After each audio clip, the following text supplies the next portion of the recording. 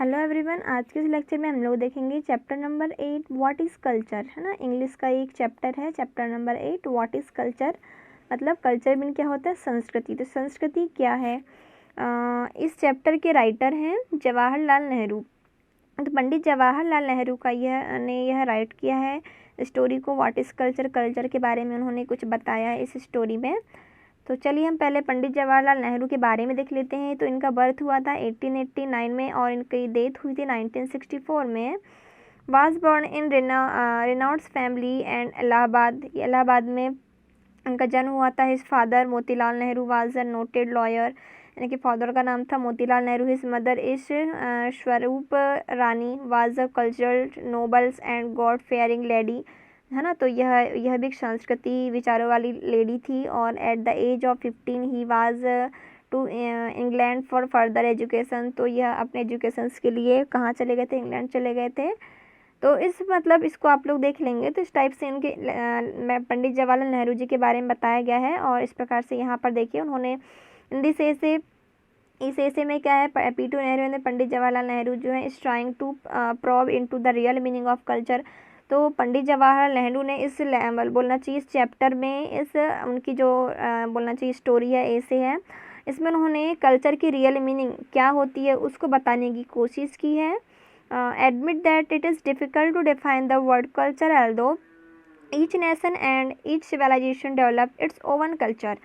तो वास्तव में तो जो कल्चर की जो मीनिंग है, उसका जो अर्थ है पूरे मतलब इसे डिफाइन करना बहुत डिफ़िकल्ट है, लेकिन फिर भी उन्होंने इसे समझाने का प्रयास किया है और कहा है कि each nations and each civilisations develops its own culture, की हर एक जो नेशन होता है, हर एक जो राष्ट्र होता है, उसकी अपनी संस्कृति होती है। It is impossible to find a culture that is a pure and unaffected. तो कहीं पर भी आपको एकदम शुद्ध और अनअफेक्टेड संस्कृति कल्चर मिलना बहुत ही डिफ़िकल्ट है, इम्पॉसिबल है बोलना चाहिए। तो according to P.T. Nehru the culture of a country is influenced by its geography and climates. उन्होंने कहा है कि हर एक जो राष्ट्र या कंट्री का जो कल्चर होता है वह उसकी जियोग्राफी और क्लाइमेट से इफेक्टेड होता है। People of every country consider their culture best and they are proud of it. Culture means inner growth in a man. He must know how to behave with other. He should understand other and make himself understood, है ना। तो इस प्रकार से उन्होंने बताया है कि कल्चर्स की अपनी एक अलग मीनिंग होती है और हर एक जो बोलना चाहिए मेन है, इंसान है, आदमी है, उसकी भी अपनी अलग ग्रोथ होती, इनर ग्रोथ होती जो कल्चर से होती है। He must know how to behave with other. बताते हैं कि हम लोग अपने कल्चर के अकॉर्डिंग ही हम लोग डिसाइड करते हैं कि हम किससे कैसे बिहेव करते हैं दूसरों से, है ना। हमारा कल्चर यह बताता है, हमारा बिहेवियर बताता है कि हमारे अंदर कैसे कल्चर्स भरे हुए हैं, कैसी संस्कृति भरी हुई है। He should understand other and make himself understood.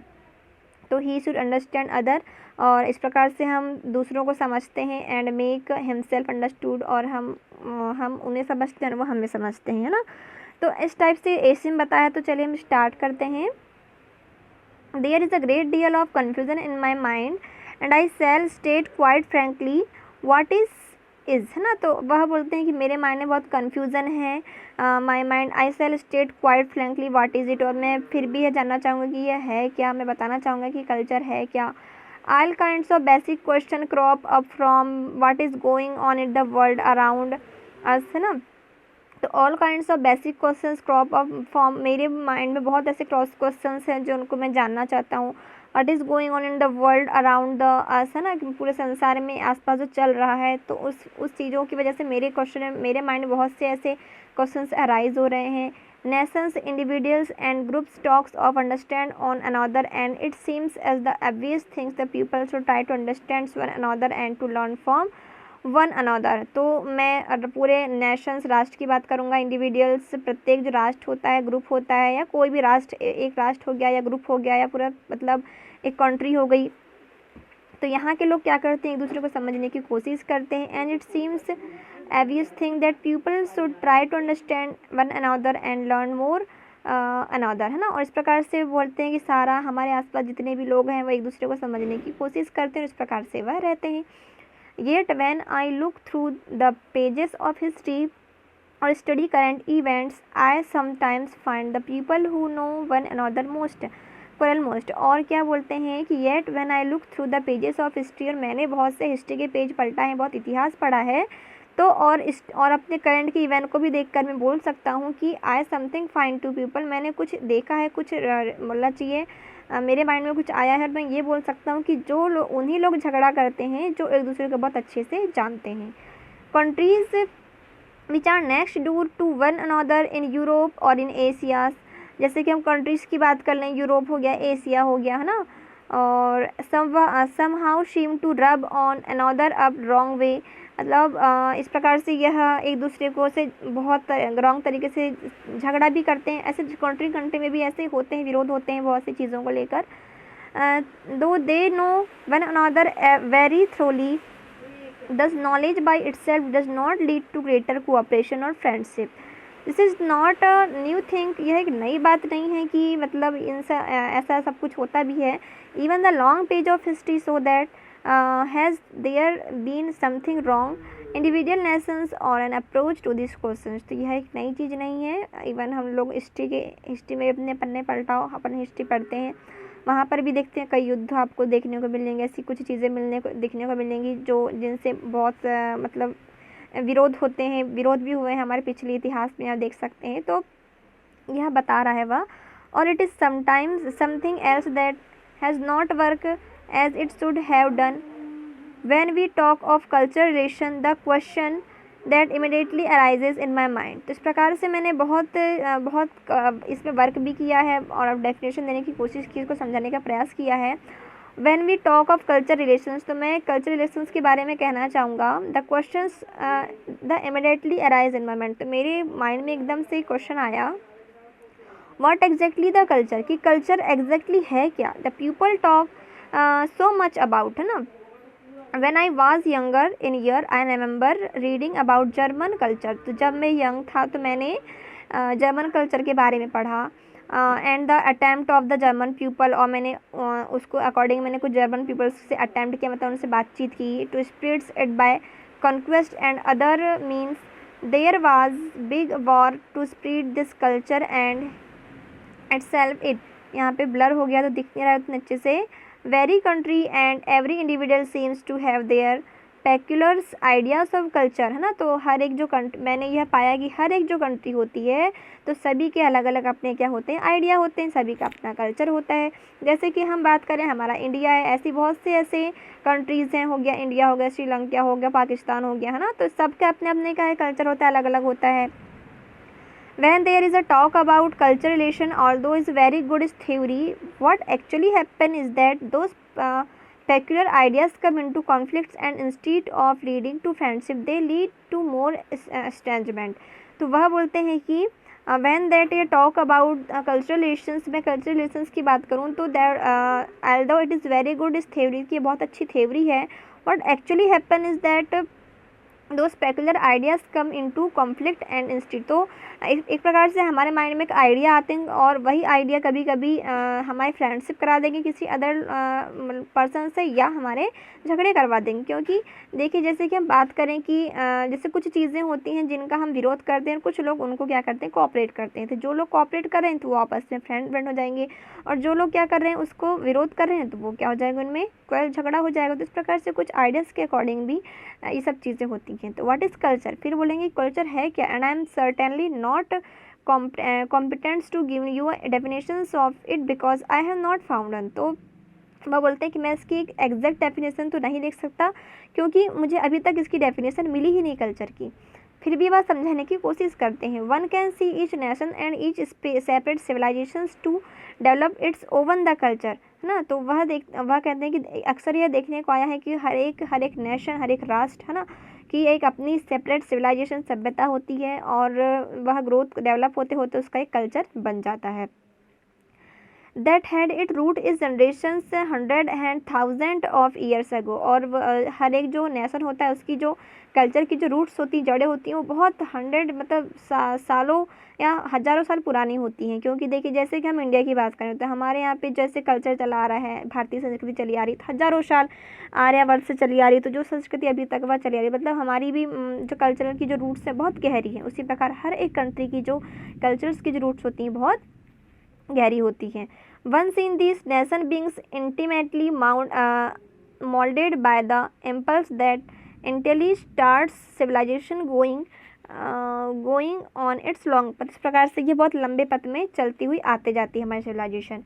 That conceptions is affected by others conceptions and one sees actions and interactions between these varying conceptions। There is, I suppose, no culture in the world which is absolutely pristine, pure and unaffected by any other culture। तो इस प्रकार से वह बोलते हैं कि हमने ऐसे बहुत से कंपेयर किया एक दूसरे से कल्चर को देखा तो यह पाया गया है कि जितने भी कंट्रीज़ के कल्चर्स होते हैं वह प्योर नहीं होते हैं, वह किसी न किसी से अफेक्टेड होते ही हैं। क्योंकि देखिए जैसे कि हमारी भारतीय संस्कृति, तो वहाँ पर यहाँ पर बहुत सी ऐसी संस्कृतियों का मिक्सचर है, एकदम से प्योर भारतीय संस्कृति ही नहीं है। मतलब अलग से जो और हम लोग जो है जो चीज़ हमें अच्छी लगती कहीं दूसरे देश की तो हम उससे एक्सेप्ट कर लेते हैं। तो इस प्रकार से वह बोल रहा है कि कोई भी कल्चर संस्कृति अपनी प्योर नहीं होती है, वह और अनअफेक्टेड नहीं होती है ना by any other country। It simply cannot be, just as nobody can say that belong 100% to a particular racial type, because in the course of 100 and 1000 year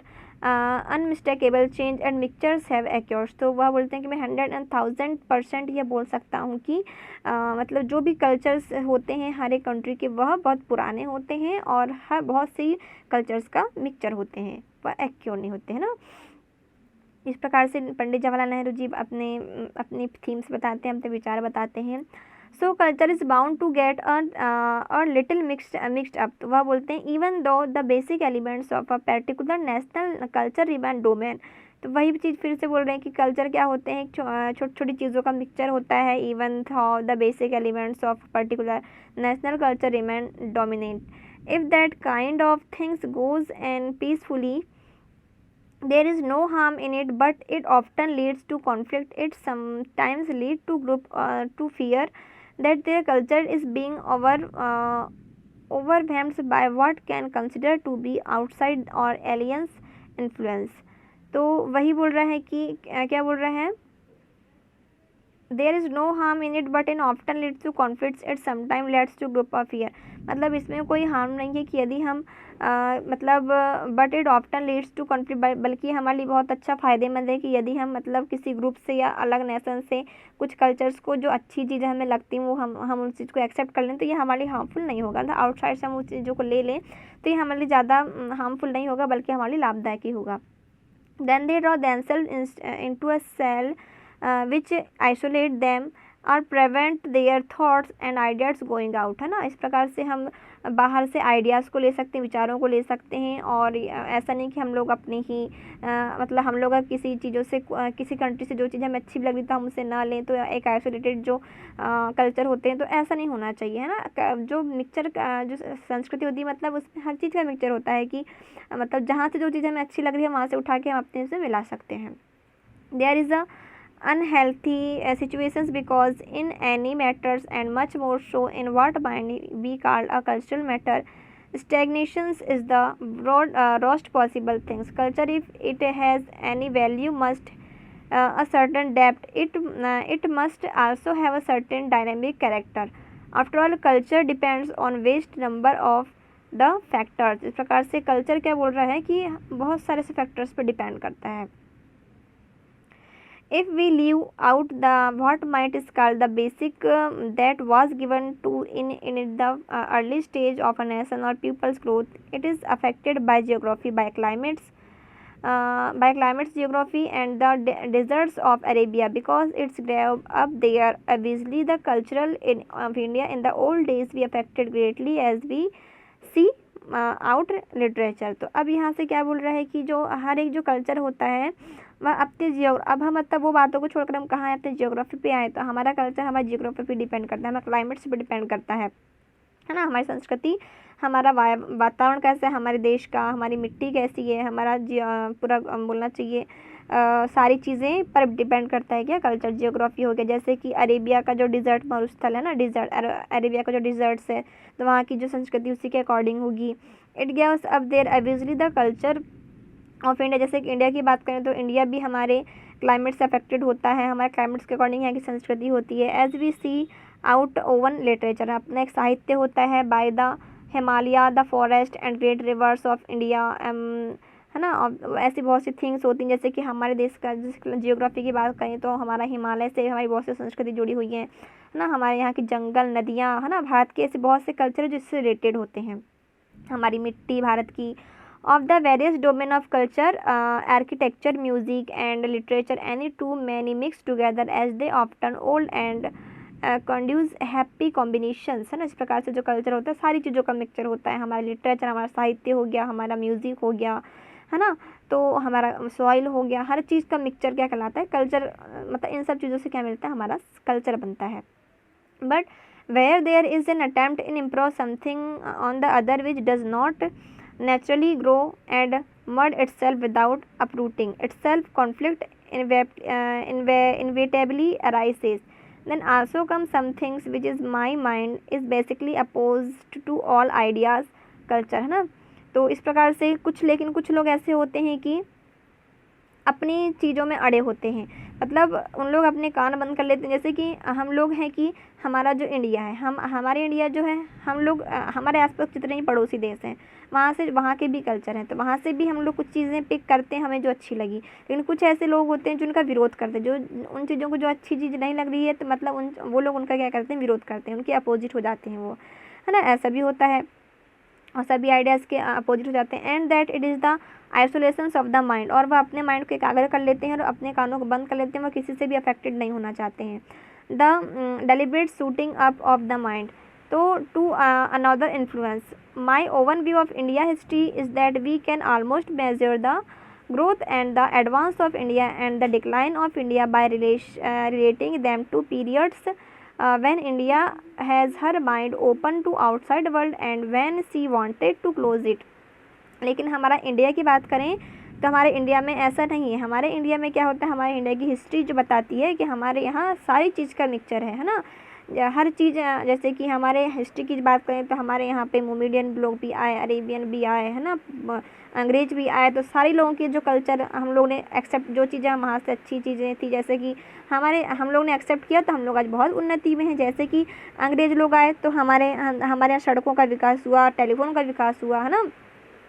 तो ऐसी बहुत सी चीज़ें जिनको हमने एक्सेप्ट किया तो हम लोगों की क्या हुई, प्रोग्रेस भी हुई। और लेकिन जो लोग ऐसा नहीं करते हैं तो वो अकेले रह जाते हैं।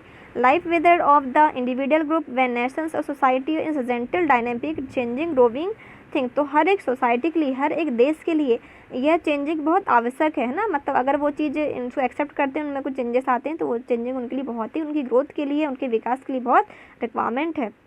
Whatever stop the growth also injures and undermines। लेकिन और अगर जो देश ऐसा नहीं करता है तो उसका विकास वहीं रुक जाएगा और उसके लिए बहुत घातक भी सिद्ध हो सकता है ना। इस प्रकार से we have had great religion and they have had enormous affected और ह्यूमैनिटी। इस प्रकार से जो हमारा जो धर्म है, बहुत से धर्म है जो हमारी मानवता को प्रभावित करते हैं। Yet if I may say so with all respect and without meaning any ill any person. इस प्रकार से हमें सभी धर्म का सम्मान करना चाहिए बिना किसी से झगड़े के बिना, है ना। हमें सब चीज़ों का सम्मान करना चाहिए। Those very religion in the major that they made the mind of man static dogmatic and bigoted have had to my mind inevitably affected.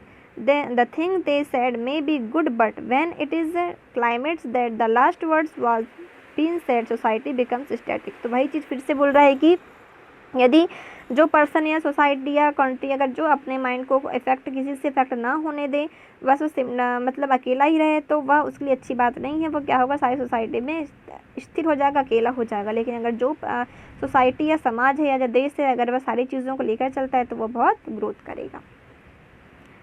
तो अब इसके बाद हम लोग देखेंगे कल के लेक्चर में। तो आज के लेक्चर में इतना ही। Thank you.